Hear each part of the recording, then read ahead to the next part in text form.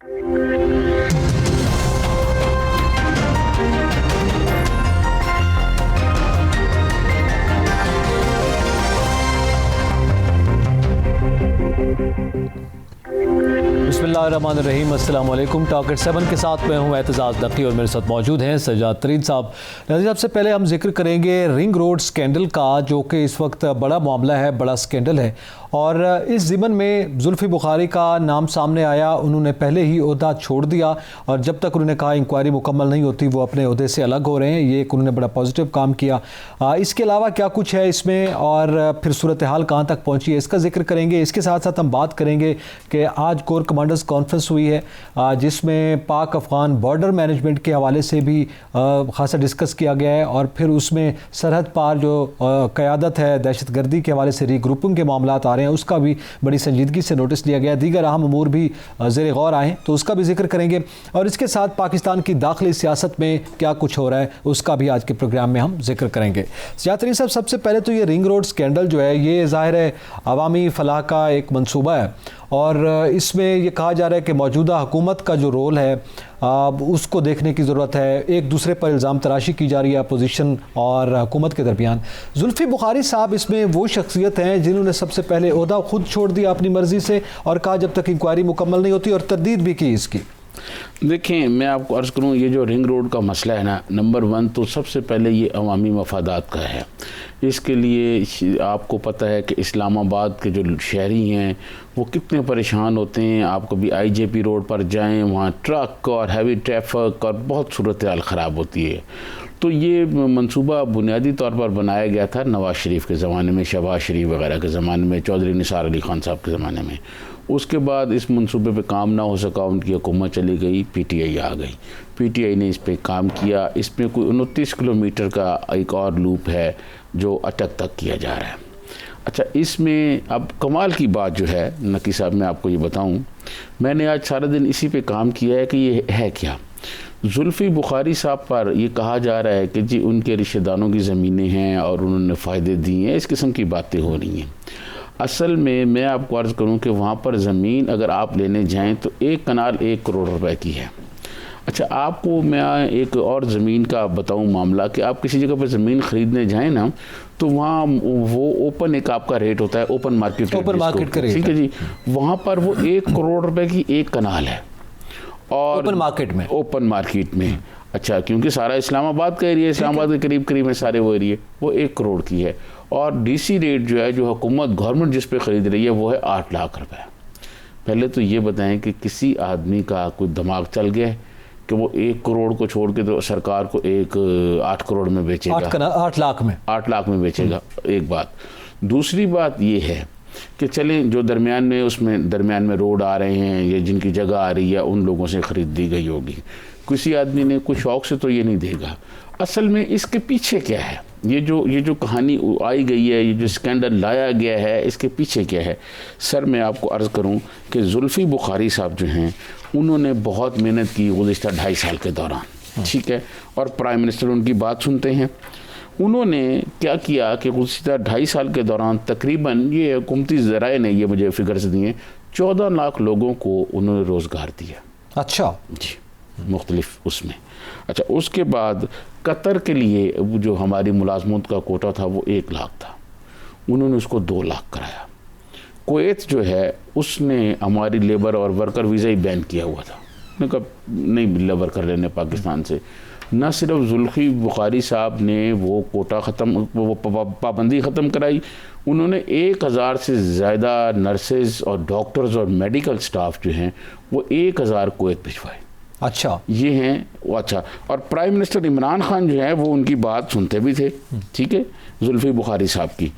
ये दरमियान में वो लोग जो पसे पर्दा काम कर रहे होते हैं और जिनको ये चीज़ें वो अच्छा नहीं लगती, और इनकी असल में जो इब्तदाई सूरत हाल है, ये एक एडवाइज़र हैं एक प्राइम मिनिस्टर के, और उनकी तरफ इशारे जा रहे हैं शहजाद अकबर साहब। اچھا، ان کا نام لیا جا رہا ہے کہ یہ سارا گیم پلان جو ہے یہ شہزاد اکبر صاحب شامل ہیں. اب شہزاد اکبر صاحب کیوں شامل ہیں, ان کا کیا ہے؟ نہیں اس گیم پلان میں شہزاد اکبر کا نام لیا جا رہا ہے کہ انہوں نے یہ زلفی بخاری صاحب کے خلاف تیار کی ہے ساری, اور پرائم منسٹر کے کان بھی انہوں نے بھرے ہیں. اچھا, جو استعفے والی بات ہے یہ ان کا فیملی کا فیصلہ تھا, خاندان کا فیصلہ تھا کہ یہ اب زلفی بخاری صاحب کا نام آیا نہیں, اور اس میں انکوائری میں کہیں نہیں ڈالا گیا ہے ان کا نام ڈالا گیا ہے. اس میں نے بہت ساری چیزیں ہیں کیونکہ وقت کم ہوتا ہے اس لیے ہم تفصیل سے بات نہیں, ان کا نام ڈالا گیا ہے. بطور منسٹر تو ظاہر ہے اس طرح لنک نہیں ہے ان کا نام ڈالا گیا, ان کا نام کہیں وہ نہیں ہے اس رپورٹ میں. ایک بات, اچھا آپ کو یاد ہوگا کچھ عرصہ پہلے شہزاد اکبر صاحب کے بھائی اور میاں محمد سمرو کے عزیز جو ہیں ان کا گجر خان پہ ایک زمین پہ پھڑا ہو گیا تھا, ایک فیکٹری پہ, اور ایک بہت خبریں بھی اس میں آئی تھیں. یہ ان کے ایک عزیز ہیں بیرسٹر فہد ملک, جو آپ کو پتہ ہے یہاں شہید ہو گئے تھے, جان باغ ہو گئے تھے ایک فائرنگ کیس میں. ان کی اور زلفی بخاری صاحب کی آپس میں کوئی رشتہ داری بھی ہے, ٹھیک ہے. یہ سارا وہ جو گجر خان کے قریب زمین کا پھڑا ہوا تھا اصل میں پس منظر ایک وہ ہے. دوسرا یہ ہے, میں آپ کو عرض کروں جو کامیابی ہے نا جی, آپ کامیاب ہو رہے ہیں یہ دنیا میں کہیں بھی ہو, چاہے آپ کی کوئی کتنا ہی قریب کیوں نہ ہو, وہ آپ کی کامیابی برداشت نہیں ہوتی. کامیابی بھی ایک بدبو کی طرح ہوتی ہے, جیسے دوسری کی بدبو برداشت نہیں ہو سکتی اسی طرح کامیابی بھی برداشت نہیں ہوتی. زلفی بخاری بہت تیزی سے اوپر جا رہے تھے, پرائم منسٹر ان کی بات سنتے تھے, پرائم منسٹر جو ہیں ان کی مطلب جو وہ چیزیں کہتے تھے وہ کرتے تھے. اور ایک اور جو بات زلفی بخاری میں بڑی زبردست ہے, آپ یقین مانیں کہ یہ ساری باتیں لوگوں نے ان کے بارے میں بتائی. میری زلفی بخاری صاحب سے کبھی ملاقات نہیں ہوئی, ٹھیک ہے, میں اپنی اس میں کبھی نہیں ملا. ایک دفعہ صرف ان کا میرا آمنا سامنا ہوا, میں ministry of housing Tariq Bashir Cheema کو ملاقات کے لیے گیا ہوا تھا, تو طارق بشیر چیمہ اور ہم دونوں جب باہر نکلے منسٹری سے تو آگے سے یہ آ رہے تھے اور وہاں سلام دعا ہوئی اور یہ اوپر چلے گئے. مطلب کبھی میری ان سے کوئی وہ نہیں ہے, لیکن میں نے سارا اس پہ کام کیا ہے کہ یہ آخر زلفی بخاری کا نام آ رہا ہے, اس کے پیچھے کیا ہے, کیا اس میں کوئی انوالومنٹ ہے, کوئی یہ ہے. دوسری بات یہ ہے توقیر شاہ کا نام آ رہا ہے, ٹھیک ہے, اور توقیر شاہ اور زلفی بخاری کی جو فیملی ہے ان کے درمیان تو شاید سپیکنگ ٹرم بھی شاید نہ ہوں. اچھا, کیونکہ یہ جو مقدمات اور دوسرے جائیدادوں کے سلسلے ہوتے ہیں آپس میں, یہ عجیب قانون سازی اور مقدمات ہے, رشتہ داری بھی آپ کو پتہ ہے اس قسم کی صورتحال مقدمات کی میں خود بھی جو ہے ذاتی طور پہ فیس کر رہا ہوں, آپ کو پتہ ہی ہے یہ. تو یہ اس میں وہ جو ہے نا ان کا نام ڈال کے توقیر کا اوپر رکھ کے اور یہ سارا نیچے کر دیا گیا ہے. یہ باقاعدہ ایک پلان کیا گیا ہے, یہ پلان کر کے کوشش کی گئی ہے کہ زلفی بخاری کی وہ جو اوپر کامیابیاں تھیں نا, کامیابی کسی سے برداشت نہیں ہوتی, تو وہ ان کو نیچے کرنے کے لیے یہ ساری باتیں کی گئی. اب انکوائری ہو رہی ہے اور میں سمجھتا ہوں کہ یہ انکوائری اب پرائم منسٹر عمران خان کو چاہیے کہ یہ انکوائری جلدی کریں تاکہ لوگوں کو پتہ چلے کہ اس میں کون انوالو ہے. یہ تو ہوئی وہ بات. اب دوسری بات یہ ہے کہ کیا وہ ہاؤسنگ سوسائٹیاں جو وہاں بن رہی ہیں, کوئی کہیں بھی بن رہی ہیں ہاؤسنگ سوسائٹی, وہ ہاؤسنگ سوسائٹی ہیں جو حکومت سے NOC لیتی ہیں اور زمینیں خریدتی ہیں, لوگوں کو کالونیاں بنا کے دیتے ہیں. اگر یہ روڈ وہاں تک جائے گا تو یہ عوامی فلاح و بہبود کا ایک بڑا منصوبہ ہوگا. میں سمجھتا ہوں حکومت پاکستان کو یہ چاہیے اور خود پرائم منسٹر عمران خان کو یہ چاہیے کہ وہ اس منصوبے کو آگے بڑھائیں. دیکھیں اس میں جو چیزیں ہوئی ہیں ان کا ایکشن ہونا چاہیے, ان کے خلاف سارے معاملات ہونے چاہیے, لیکن یہ نہیں ہے کہ اس منصوبے کو یہ جو لوگوں کی آپس کی لڑائیاں, آپس کی جو کشیدگیاں ہیں ان کو یہ کرایا جائے. اور میں آپ کو ایک عرض کروں کہ یہ ایسے ماضی میں بھی ہوا ہے, بہت سارے پرائم منسٹر جو تھے ان کے جو قریبی ساتھی ہوتے ہیں جو ان کے لیے دن رات کام کر رہے ہوتے ہیں, سب سے پہلے ان سے علیحدہ کیا جاتا ہے, ان کے اختلافات ڈلوائے جاتے ہیں تاکہ پرائم منسٹرشپ کمزور ہو. جب پرائم منسٹرشپ کمزور ہوتی ہے تو پھر پرفارم اس طرح نہیں ہو سکتا جس طرح ہونا چاہیے. پھر ود ان پارٹی بہت سے کینڈیڈیٹس ہوتے ہیں ود ان پارٹی جو اس کرسی پر بیٹھنا چاہتے ہیں. ود ان پارٹی جو لڑائی ہو رہی ہے اس لڑائی کی وجہ سے پارٹی کو بھی نقصان ہوگا, PTI کو بہت نقصان ہوگا اگلے الیکشن میں. اور دوسری بات یہ ہے کہ جو عوامی فلاح و بہبود کے منصوبے ہیں, جو عوامی فلاح و بہبود کے منصوبے ہونے چاہیے وہ رک گئے ہیں. وہ اس کے رکنے سے آپ کو پتہ ہے کہ لوگ جو ہیں وہ پھر ناراض ہو جاتے ہیں, لوگ ناراض ہو جاتے ہیں. تو یہ جو ہے نا اپنا کیا نام ہے رنگ روڈ, اس رنگ روڈ کا بنانے کا جو فائدہ ہے وہ عام آدمی کو ہے. جس طرح آپ کو یاد ہوگا میں اکثر کہتا تھا کہ موٹر وے بنانے کا فائدہ تو عام آدمی کو ہے نا, میاں نواز شریف تو وہاں سے نہیں گزرتے, لیکن عام آدمی کی سہولت یہ جو اٹک تک بن رہا ہے اس کو بنانا چاہیے, اس کو مکمل ضرور کرنا چاہیے. اس میں کچھ اگر کوئی دو نمبری ہے تو وہ ہونی چاہیے, لیکن یہ جو آپس کی پارٹی کے اندر مخالفت ہیں اس کی نظر اس کو نہ کیا جائے. بالکل ٹھیک ہے, یہ بڑی اہم بات ہے, اور اس میں یقینی طور پر ہم جو یہ گفتگو کر رہے ہیں اس کا مقصد یہ ہے کہ عام آدمی کی فلاح کے جو منصوبے ہیں ایک تو وہ کھٹائی میں نہ پڑیں, اور پھر اس میں وہ لوگ جو عام آدمی کی فلاح کے لیے کام کر رہے ہیں وہ بھی اس کا شکار نہ ہو. تو ایک تجزیہ, ایک انکشاف جو ہے وہ ہم نے کیا ہے اور اندر کی سٹوری آپ کے سامنے لائے ہیں. ناظرین, کور کمانڈرز کانفرنس بھی ہوئی ہے, اس کا ذکر کریں گے ایک بریک کے بعد, ہمارے ساتھ رہیے گا.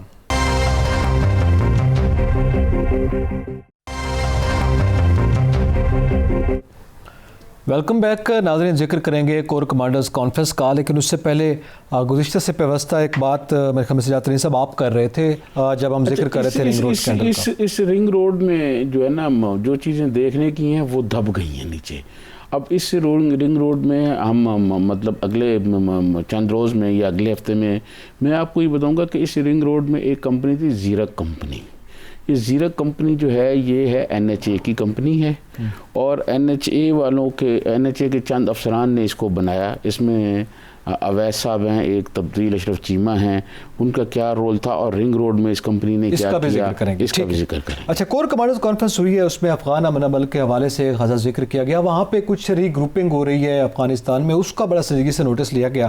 افغانستان اور پاکستان کے درمیان جو سچویشن ہے اس کا ذکر کرتے ہیں. ہمیں جوائن کیا ہے رحیم اللہ یوسفزئی صاحب, معروف سینئر شخصیت ہیں, سینئر صحافی ہیں, ماہر افغان امور ہیں. بہت شکریہ یوسفزئی صاحب وقت دینے کا. سر, آپ سے جاننا چاہیں گے, آج یقینی طور پر آپ کے علم میں ہے کور کمانڈرز کانفرنس ہوئی ہے, افغان امن عمل اور جو سرحد پر بارڈر مینجمنٹ کا معاملہ ہے وہ بھی زیر بحث آیا, لیکن اس کے ساتھ ساتھ جو سرحد پار دہشت گرد قیادت ہے اس کی ری گروپنگ کے حوالے سے کچھ خبریں آئی ہیں, وہ بھی ڈسکس ہوا ہے. ذرا اس پر ہمیں آگاہ کیجیے گا کہ کیا صورتحال ہے وہاں پر. دیکھیں, یہ ری گروپنگ تو کافی عرصے سے ہو رہی ہے اور تقریباً ہو چکی ہے.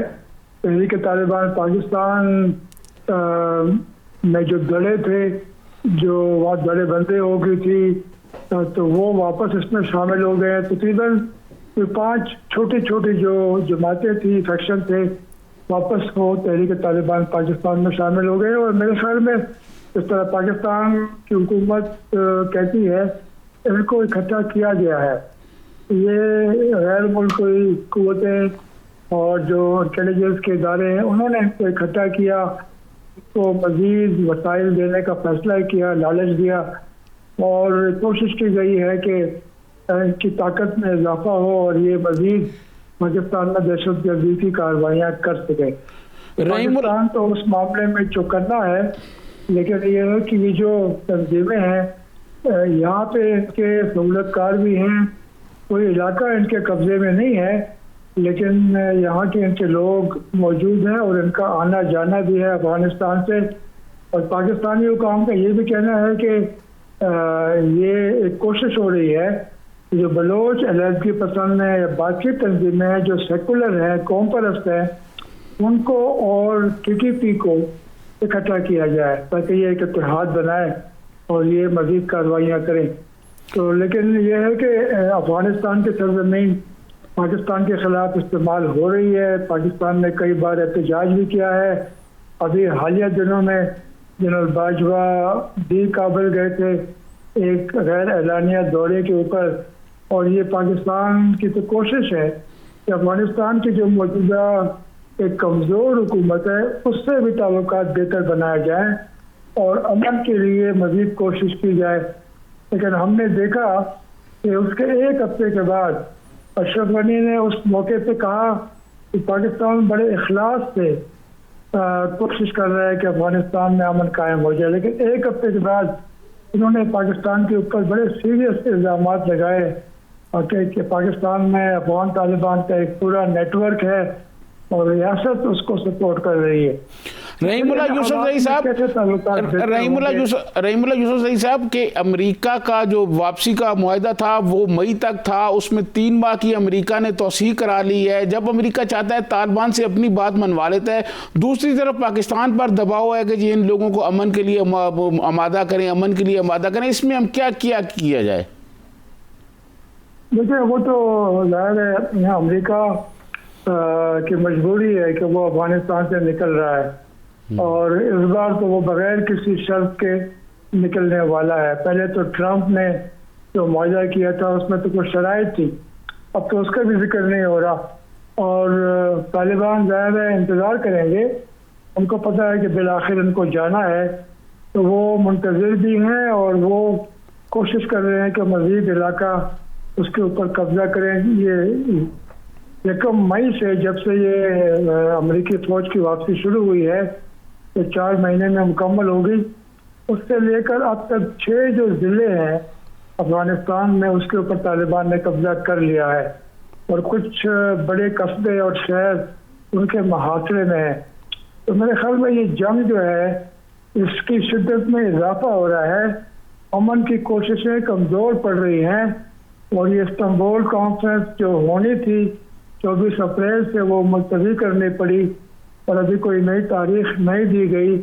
لیکن میرے خیال میں جنگ کا راستہ اگر اپنایا گیا تو یہ مسئلے کا حل نہیں ہے، بالآخر بات چیت کے ذریعے یہ مسئلہ حل کرنا پڑے گا۔ رحیم اللہ یوسف زئی صاحب، اگر امریکن فورسز وہاں چلی جاتی ہیں تو کیا پھر کوئی آپ خانہ جنگی تو نہیں دیکھ رہے کہ جیسے روسی فوجیں وہاں سے گئی تھیں اور اس کے بعد ایک بہت جو ہے طویل جنگ وہاں لڑی گئی، بڑا قتل و غارت ہوئی، کیا اب کوئی امن ہو سکے گا؟ دیکھیں اگر اس دوران کوئی امن معاہدہ نہیں ہوا، اب دیکھیں نا 11 ستمبر تک وقت ہے، اور اس دوران اگر یہ امن کانفرنس استنبول میں ہو گئی یا دوحہ میں بات چیت پھر سے شروع ہو گئی، کچھ بات آگے بڑھی، اگر امن معاہدہ ہو گیا یا اس کے ہونے کا امکان پیدا ہو گیا، تو پھر تو یہ خطرہ ٹل جائے گا۔ اگر کوئی امن معاہدہ نہیں ہوتا، یہ افغان حکومت مزید کمزور ہو جائے گی، اور ان کی فوج کے بکھرنے کا ایک خدشہ ہے۔ خود اشرف غنی کہہ چکے ہیں کہ اگر 6 مہینے ان کو فوجی امداد نہیں ملی باہر سے، ان کی فوج جو ہے وہ بکھر جائے گی، اور فوج کے بکھرنے کا مطلب یہ ہوگا کہ افغان حکومت جو ہے وہ گر جائے گی۔ تو یہ تو ایک خطرہ ہے، اور امریکی بھی بار بار اس کا ذکر کرتے ہیں۔ اس لیے میرے خیال میں امریکہ کی بڑی کوشش ہے کہ وہ پاکستان، قطر، ترکی، چین، روس اور حتیٰ کہ ایران اس کو بھی ساتھ لے کر چلا جائے اور کوئی امن معاہدہ ہو جائے۔ پہلے تو ایران کو افغانستان کے بارے میں کسی بھی بات چیت میں شامل نہیں کیا گیا، کسی کانفرنس میں دعوت نہیں دی گئی، لیکن استنبول کانفرنس میں ان کو بھی دعوت دی گئی ہے۔ تو امریکہ کو پتہ ہے کہ اگر وہ نکل گئے اور کوئی امن معاہدہ نہیں ہوا تو وہاں پہ خانہ جنگی بھی ہو سکتی ہے، اور طالبان کو مزید فوجی کامیابیاں بھی حاصل ہو سکتی ہے۔ صحیح، بہت شکریہ رحیم اللہ یوسف زئی صاحب، آپ نے اپنا قیمتی وقت اور ہم سے گفتگو کی، بڑی ڈیٹیل اور کمپریہنسو سچویشن جو ہے وہ یوسف زئی صاحب نے ہمارے سامنے رکھی ہے۔ اب ظاہر ہے اس وقت آپ کے علم میں سجاد ترین صاحب زلمے خلیل زاد یہ بیان دے چکے ہیں کہ پاکستان جو ہے وہ ان کے ساتھ ہے، ان کی حمایت کی یقین دہانی کروا چکے ہیں، اور پاکستان کی حمایت کے بغیر افغان امن ممکن نہیں ہے۔ اور صرف پاکستان کے حوالے سے نہیں، ظاہر ہے جب وہ پاکستان آتے ہیں، افغانستان جاتے ہیں، وہ دیگر ممالک کے بھی دورے کر چکے ہیں، تو یہ میرے خیال میں امریکہ اس نتیجے پہ پہنچ چکا ہے افغانستان میں امن ایک ہی صورت میں قائم ہو سکتا ہے کہ ارد گرد جتنے قریبی ممالک ہیں اور سٹیک ہولڈرز ہیں، جن کو ہم کہہ سکتے ہیں سٹیک ہولڈرز، وہ شامل جب تک نہیں ہوں گے۔ دیکھیں یہ تو رحیم اللہ یوسف زئی صاحب نے کہا نا کہ استنبول میں کانفرنس ہونی تھی، یہ کانفرنس ہوگی تو پھر اس میں کہہ سکتے ہیں یہ کہہ سکتے ہیں کہ امن، لیکن میں یہ سمجھتا ہوں کہ اگر افغانستان میں امن نہ ہوا اور پھر جو خطے کے ممالک ہیں وہاں صورتحال خراب ہوگی۔ آپ نے دیکھا کہ جب یہاں سے سوویت یونین واپس گیا اور اس کے بعد امریکہ بھی چلا گیا، اور امریکہ بھی نظریں جو ہے نا وہ پھیر گیا ان سے، جس کا ہیلری کلنٹن نے بہت دفعہ ذکر بھی کیا، اس کے بعد بہت نقصان ہوا نمبر 1 افغانستان کا، اور اس کے بعد بہت زیادہ نقصان ہوا پاکستان کا، ہم نے بہت قیمت چکائی ہے۔ میں سمجھتا ہوں کل جو بریفنگ ہوئی ہے پرائم منسٹر عمران خان کو ISI ہیڈ کوارٹر میں، یقیناً وہ بہت اہم بریفنگ ہوئی ہوگی۔ دیکھیں پرائم منسٹر جو ہیں کبھی روز نہیں جاتے انٹیلیجنس ہیڈ کوارٹرز میں، اور خاص طور پہ ISI میں. تو پرائم منسٹر اسی وقت جاتے ہیں اور پرائم منسٹر کو وہاں اسی وقت بریفنگ دی جاتی ہے جب صورتحال بہت زیادہ سنجیدہ ہو جائے، معاملات بہت سنجیدہ ہوں، پھر پرائم منسٹر کو دی جاتی ہے بریفنگ. تو میں سمجھتا ہوں کہ کل پرائم منسٹر کو بریفنگ دی گئی، آج کور کمانڈر میٹنگز ہوئی اور اس میں بھی یہ ساری چیزیں ڈسکس کی گئی ہیں. امریکہ اگر بغیر کسی معاہدے کے وہاں سے چلا گیا جیسے کہ وہ جانا چاہ رہا ہے تو میں سمجھتا ہوں کہ صورتحال بہت زیادہ خراب ہوگی اور اشرف غنی صاحب کی جو حکومت ہے وہ زیادہ عرصہ تک نہیں رہ سکے گی، کیونکہ طالبان جو ہیں وہ تیزی سے پھیل جائیں گے اور ان کی حکومت کو وہ ختم کر دیں گے. پھر ہم وہی 80-90 کی دہائی میں پہنچ جائیں گے. افغانستان بہت زیادہ امکان ہے، بہت زیادہ صورتحال خراب ہو سکتی ہے، کیونکہ پھر دوسرے ممالک اور جو پاکستان کے دشمن ممالک، افغانستان کے دشمن ممالک ہیں، ان کی انٹیلیجنس ایجنسیوں کے کھیل وہاں شروع ہو جائیں گے جس سے بہت زیادہ نقصان ہوگا. لیکن ظاہر ہے پھر دوسری جانب امریکی ایک متنازع بیان جو سامنے آیا گزشتہ دنوں میں، اور انہوں نے کہا کہ پاکستان جو ہے ان کے ساتھ ان کا ایگریمنٹ ہو گیا فضائی حملوں کے حوالے سے. پاکستان وزارت خارجہ نے اس کی تردید کر دی ہے ہماری جانب سے. تو ظاہر ہے اس سے بھی بڑا معاملات جو ہے وہ آگے پیچھے ہوئے ہیں اور اس پہ خاصی دنیا بھر میں گفتگو جاری ہے، ہم بھی اس پہ بات کر رہے ہیں. تو میرے خیال میں اس پہ بڑی احتیاط سے جو کام کرنا چاہیے تھا امریکہ کو وہ نہیں کیا گیا. پاکستان کے حوالے سے بہرحال معاملات کچھ سنجیدہ ضرور ہیں. مزید بھی بات کریں گے ذرا داخلی سیاست کی سجاد ترین صاحب، لیکن یہاں پہ وقت تو ایک بریک کا، ہمارے ساتھ رہیے گا.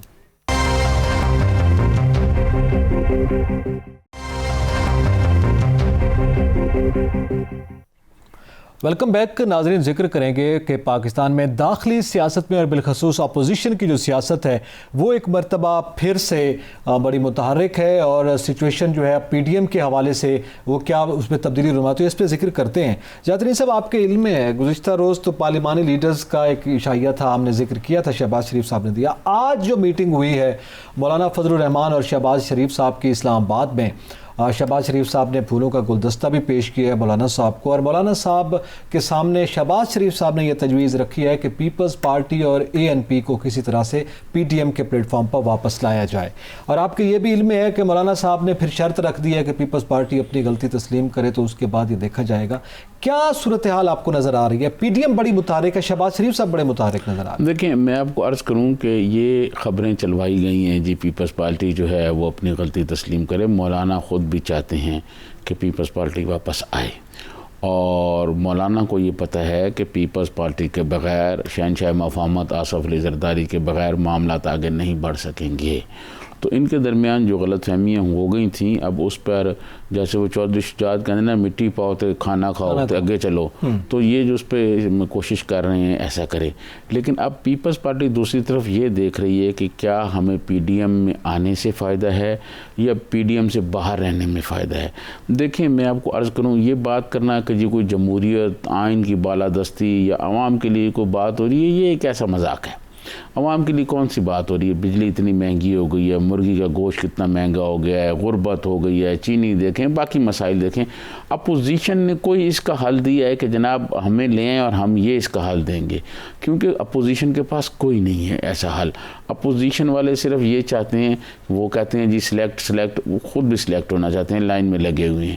تو میں یہ سمجھتا ہوں کہ یہ پیپلز پارٹی اب اس میں دیکھے گی کہ کیا ہمیں PDM میں رہ کے فائدہ ہو سکتا ہے یا PDM سے باہر ہو سکتا ہے.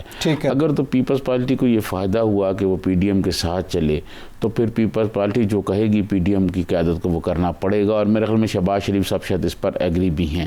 دوسری طرف آپ نے دیکھا ہے کہ جیسے ہی PDM میں اور شہباز شریف صاحب نے یہ متحرک ہوئے ہیں، انہوں نے عشائیہ دیا اور آج ملے، تو دوسری طرف شاہد خاقان عباسی صاحب کا ایک بیان آیا ہے. انہوں نے کہا جی پھر اگر پیپلز پارٹی نہیں آنا ہے تو PDM پھر اپنا سیکرٹری جنرل وہ بدل لے. یہ جو آج بیان شاہد خاقان عباسی نے دیا ہے، بنیادی طور پر یہ مریم نواز کا موقف ہے.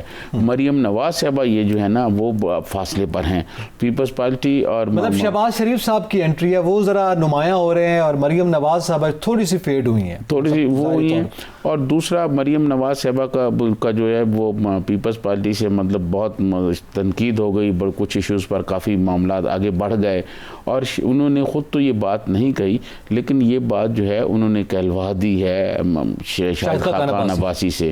تو اس سے ایسے لگ رہا ہے کہ پیپلز پارٹی کو واپس لانے کے معاملے پر خود مسلم لیگ نون کے اندر بھی ڈویژن موجود ہے. ایک گروپ جو ہے وہ شہباز شریف صاحب کی قیادت میں جو کام کرتا ہے وہ کہتا ہے ٹھیک ہے، لیکن جو مریم نواز صاحبہ کے ساتھ لوگ ہیں ان کا موقف آج شاہد خاقان عباسی صاحب نے بتا دیا ہے.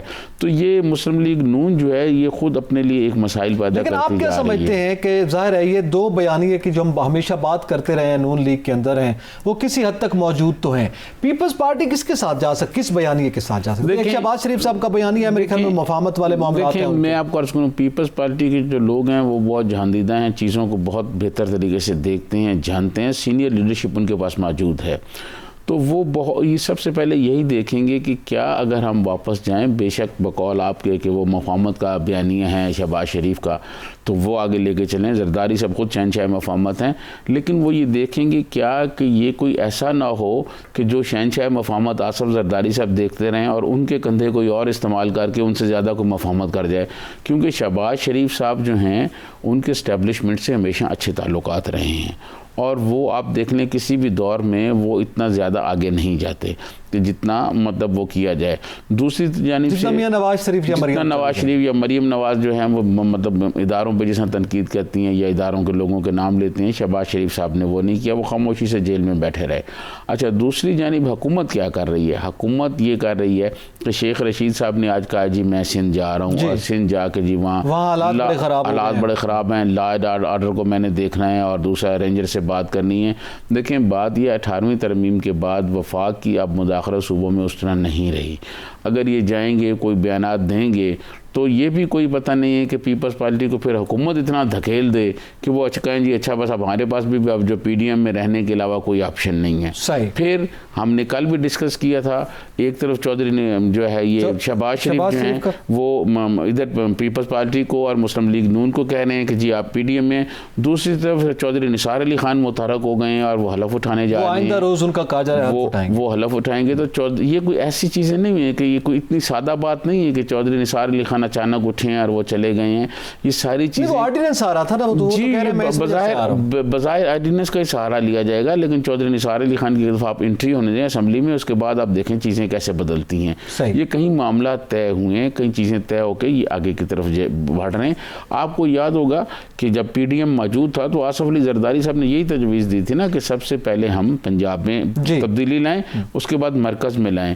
تو پیپلز پارٹی نے ساری تیاری بھی کر لی تھی، لیکن مسلم لیگ نون نے ساتھ نہیں دیا تھا. پھر پیپلز پارٹی پچھلا جو بجٹ ہوا تھا گزشتہ سال والا، اس میں بلاول بھٹو زرداری نے بڑی کوشش کی کہ بجٹ پر روکا جائے اور ساری اپوزیشن کو جمع کیا جائے، اس پر بھی مسلم لیگ نون نے ساتھ نہیں دیا، جس کے بعد پی ڈی ایم بنا اور یہ ہوا. تو یہ چیزیں کہیں طے ہو رہی ہیں جس کی وجہ سے آگے آپ کو سینیریو بدلتا نظر آ رہا ہے. ہونے والی ہیں آپ کے خیال میں.